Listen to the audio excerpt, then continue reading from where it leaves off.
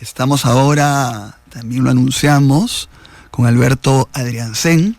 Él es sociólogo, analista político, tiene una columna semanal en La República, ha sido parlamentario andino, asesor o algo más, ha estado muy cerca al presidente Paniagua durante toda su gestión, durante el gobierno de transición, es decir, una persona con mucha experiencia política. Muy buenos días, Beto, y muchas gracias por estar acá. Ernesto, buenos días. Gracias por la invitación. Bueno, a ver, comentemos el terremoto, la turbulencia política de ayer. Comencemos en orden. ¿Qué te pareció lo que pasó con el ministro de Economía, Alfredo Torne? ¿Tú creías que debía ser sacado? ¿Qué expresó? ¿Cuál es tu posición frente a Torne? Bueno, yo creo que Torne efectivamente debía renunciar, ¿no? O sea, me parece que... Y no tanto por el tema de la grabación, digamos, que realmente se pase el contralor, digamos. Nunca he visto una cosa tan parecida a lo que es el contralor, sino por el manejo económico, ¿no? Me parece que ahí está totalmente equivocado, ¿no? Y tú das cuenta por las cifras, estamos creciendo a cero prácticamente, se han perdido 100.000 empleos. Y lo que dice gente, economistas que tienen mucha credibilidad para mí, digamos, que son gente seria, es que pegó un frenazo a la economía que nos está llevando a esta situación de crisis, ¿no? O sea, es una cosa parecida a lo que hizo Valdivieso el año 2008. ¿No? Pero ahora... ¿Qué es lo que dice esta web de Altaus Lampadia, ¿no? Claro. Ahora, sobre tu respuesta, dos cosas me llaman la atención, ¿no? Una primera, que tu posición es que en realidad el audio no justificaba lo que ha hecho el Congreso, pero el tema es que el Congreso le pidió, digamos, lo sacó por eso, ¿no? Sí, pero digamos, yo creo que el audio se presta a muchas cosas, lamentablemente, ¿no? O sea, digamos, eso se hace muy en privado, ¿no? Claro. Esa es mi respuesta. En privado, o ¿no? sea...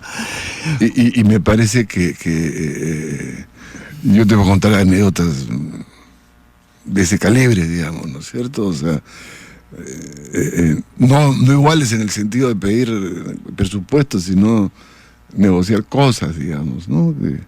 Nada por supuesto dinero. Pero esas cosas se hacen pues en privado. De una manera, entonces dice, fue una torpeza de Torne no darse cuenta que estaba hablando con el contralor. Bueno, pero a mí me preocupa que la pregunta, ¿por qué hiciste con Chinchero? O sea, claro. Por ejemplo, ¿no? O sea, ¿quiénes influyen para que Chinchero sea un cuasi monotema en el gobierno en ese momento? O sea, ¿cuál es la presión de Chinchero? ¿Y por qué crees que se hiciste tan... Me parece que hay un lobby ahí, ¿no? Sí. Me parece que hay un lobby. No creo que digamos, bueno, no sé, Torne no me parece una persona especialmente corrupta ni nada por el estilo. O sea, tengo un buen concepto de él, pero es un lobby.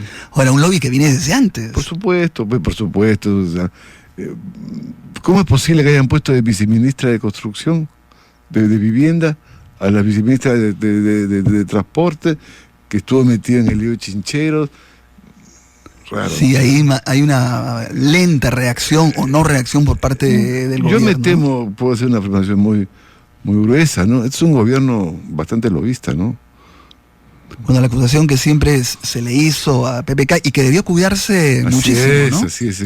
Y creo yo que es un error, me parece, ¿no? O sea, y cada vez más, por diversos medios, pues que te graban, que se enteran, qué sé yo, sin que tú te enteres, siempre se descubre al final muchas cosas, y cada vez más los medios ejercen una enorme presión.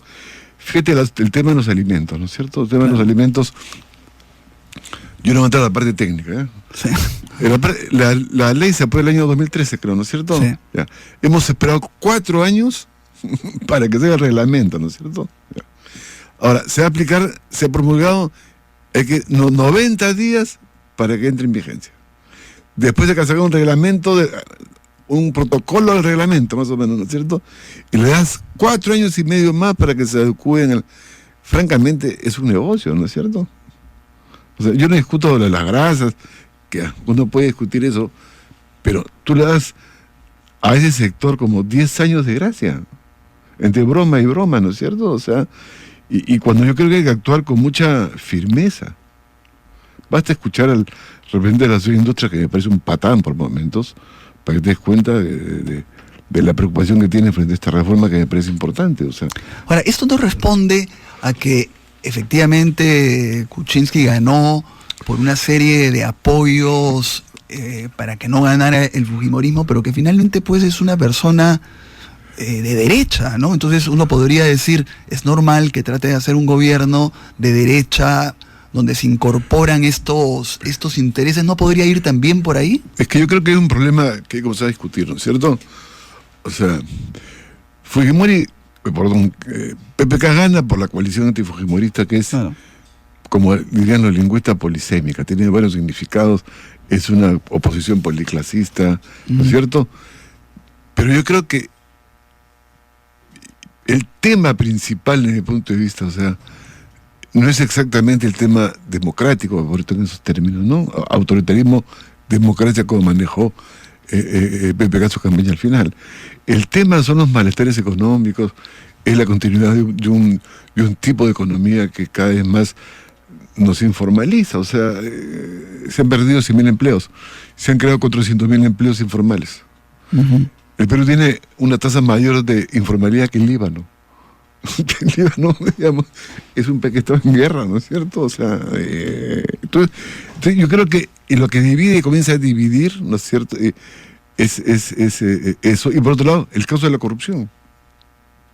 Claro. Que fue un factor, como tú bien recontrabas, en la caída de Fujimori, ¿no? Fujimori cae por los videos dando plata a los congresistas, empresarios, dueños de medios de comunicación. Pero sí me parece que no es exactamente ese tema, ¿no es cierto? O sea, a la gente debe tener otros malestares. Claro. El desempleo, los ingresos, que son un poco lo que te generan tu opinión política en esos casos, ¿no? Sí. Ahora, yo también comentaba eso al inicio, ¿no? Cómo hay agendas como paralelas, pero la pregunta es, ya volviendo a lo del Congreso, es, ¿tú crees que ya lo de Basombrío está seguro en el sentido que no se le censura? Bueno, por el tenor de Salaverry, creo que uno diría que sí, ¿no? O sea, hasta lo acusó de él haber grabado, ¿no? Dijo, él ha grabado porque va para los chistosos, digamos, ¿no? Mueller también dijo, yo aseguro que no va a ser, ¿no? Ellos están negociando algo, ¿no? O sea, yo no me atrevo a decir qué cosa, pero lo que sí es que están negociando algo que va más allá de la libertad de Fujimori. Quien se encarga de eso es Kenji, ¿no es cierto? Y a ver, y ese juego de Kenji nuevamente se abstuvo en la votación, llamó circo al Congreso, que se preparen a los leones para el Contralor. ¿Cuál es el juego ahí? Evidentemente, de manera objetiva, les causa problemas, pero ¿es para el indulto? ¿Qué es? Es para el indulto, ¿no? Sí. Es para el indulto. Ahora, a mí me sorprende gente que ha comenzado a citar a Kenji como si fuera el nuevo patriarca de la democracia, digamos. Claro. ¿No? El monstruo que se nos puede ir de las manos, yo también pienso lo mismo. Claro, ¿no? Bueno, tú igual basta que tú rompas con el fujimorismo para que te conviertas en una héroe o heroína de la democracia, lo cual me parece discutible, ¿no? Pero Kenji defiende a la persona más corrupta del país. Claro, es el hecho a imagen y semejanza. El tipo que creó el régimen autoritario. Nada más y nada menos, o sea, y que está bien puesto en la cárcel. Claro, yo escuchaba ayer un panel entre dos analistas políticos y decían, hay dos vías, la total confrontación o el indulto a Kenji, pero hay que tomar alguna de las dos, ¿no es cierto? Y ha planteado como el indulto como una cuestión política. ¿Tú cómo ves esto? O sea, ¿cómo se puede llegar a un nivel mínimo para gobernar el país? Porque, sí. Claro. Eso pasa por... lo que pasa es que tú no te olvides que PPK el año 2011 pidió votar Totalmente. por Keiko Fujimori contra Humala, ¿no es cierto? Uh-huh. Entonces, por lo tanto, hay como en las matemáticas modernas un espacio que comparten comúnmente Keiko con PPK, ¿no es cierto? Entonces y además tú tienes la presión de los empresarios que frente a una situación económica difícil, lo que no quieren justamente es un clima de polarización, ¿no es cierto? Esa es mi opinión. Entonces, yo creo que lo que está haciendo el fujimorismo, esa es mi hipótesis, es, entre comillas, limpiando el gobierno de los antifujimoristas. ¿No es cierto? O sea, por eso hay que poner un signo de interrogación a Basombrío, ¿no? Digamos, todavía. Es un caviar, digamos, para ponerlo en esos términos, porque Torne era un caviar también, ¿no es cierto? Ya. Y tú ves como dijo Mariatti. Un parlamentario dijo, cuando se planteó ese tema de la negociación con el fujimorismo, ¿a quién hacemos caso? ¿A Lombardi, que habla de los ganapanes, o a la Mercedes Sagrado, que habla de un diálogo necesario, ¿no es cierto? De hecho, en el fujimorismo hay problemas, y Torne demuestra que hay problemas, porque la mitad han votado 11 a favor. Me parece una vergüenza la bancada. No, yo también comentaba, ¿no? yo mencioné lo de Mariatti porque él es el que dice que deberían sacarse del gabinete a los caviarones. Claro, dice, pero ¿no? esa es la táctica. Eso tiene como una tarea importante, ¿no? La otra tarea es comenzar a copar las instituciones. Y en el término... Y otra es cómo te enfrentas al bloque social antifujimorista. Claro. Entonces, ahí está la ley antiterrorista, la apología, en fin, la campaña de... Ahora estoy leyendo un artículo ya surrealista, esta abogada que se llama Beatriz Mejía, que sobre la ideología de género, que francamente ya es te llena de mentira, digamos. Entonces tú te das cuenta que hay toda una corriente, porque yo creo que hasta ahora Keiko sigue apostando por las elecciones. Claro. ¿Hay sectores en el fujimorismo que podrían jugar a la vacancia? Pese a que no llegarían nuevamente a la mayoría. Pero es que, fíjate, la vacancia no va a ser igual al 2000, para comenzar, ¿no es cierto? Porque quien sucede a PPK es Vizcarra. Y Vizcarra tiene que terminar el mandato de PPK. No es como el 2000, que tú tienes que convocar elecciones en un plazo de 8 meses, creo que era en ese momento, por la cuestión del año 93. O sea que eso es muy complicado. O sea, te genera un ambiente extremadamente, no solamente polarizado, sino lleno de incertidumbre, que yo creo que a los inversionistas, empresarios, no les va a gustar, ¿no? O sea, me parece, o sea, que los empresarios, que son un factor importante, no